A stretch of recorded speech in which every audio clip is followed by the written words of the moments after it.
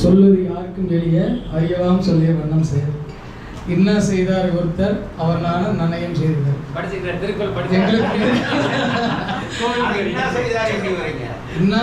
தெரியுங்க, இன்னா செய்தார் ஒருத்தர் அவர் நானும் நன்னயம் செய்தார். சரிங்களா, தப்பா தான் மன்னிச்சுங்க, கம்மி பண்ணிங்க. என்னன்னா எங்களுக்கும் இந்த திருக்குறளுக்கும் ரொம்ப ஈடுபாடு இருந்துச்சு. நல்லா ஸ்கேலில் அடி வாங்கினது கொஞ்சம் 5 ஸ்கேல் 6 ஸ்கேல் உடையும். அது கோ சுப்பிரமணியன் ஒரு வாத்தியார் இருந்தார். எனக்கனே கோர்ஸ்னு ஒரு வாத்தியார் இருந்தாரு. ஐயோ அடிதான் அடி அப்படி அடிப்பார். அப்பவும் ஏறல. ஆனால் எங்கேயோ ஒரு பக்கம் குரல் நம்ம அந்த கேட்டது பிடிச்சதெல்லாம் பார்த்தீங்கன்னா பல நேரங்கள் ஐயா சொன்ன மாதிரி தாங்கி நின்றுச்சு. இந்த 2 குரலும் சொல்கிறதுக்கு என்ன காரணம்னா, சொல்வது யாருக்கும் வெளியே அறியவாம் சொல்லி வண்ணம் செயல். எதுக்குன்னா எல்லாரும் சொல்லலாம் அண்ணனை பார்க்கணும்னு சொல்லி இந்த மாதிரி ஒரு நிகழ்ச்சி செய்வதற்கு பெரிதும் உதவியாக இருந்த ராம்னை கண்ணையன் அவர்களுக்கும் உறுதுணையாக இருக்கிற தங்கலட்சுமி நடராசன் ஐயாவுக்கும் இதில் முதுகெலும்பாக இருந்தது சிற்பி செல்வராஜ். இது திட்டமிடுதல் என்னென்னா முக்கிய பங்கு ராஜேஷ் ஐயா. இப்போ ரொம்ப எளிமையாக இருக்கார் பாருங்க.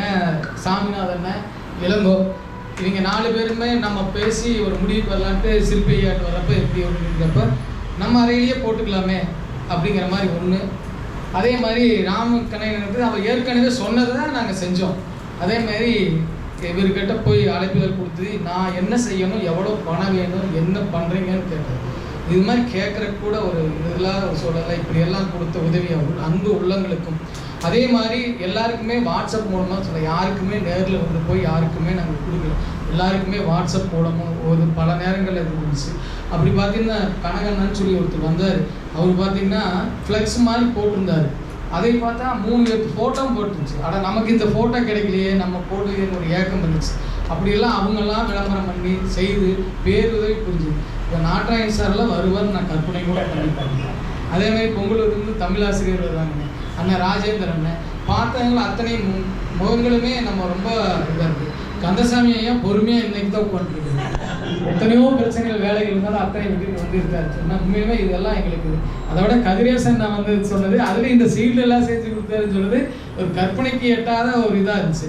நம்மலாம் பார்த்தீங்கன்னா இவங்க இப்படி தான் இருப்பாங்க, அமைதியானவங்க இப்படிங்கிற மாதிரி தான் இருக்குது. அவர்கிட்ட இந்த மாதிரி ஒரு செஞ்சு ஒரு செயல்படுறது.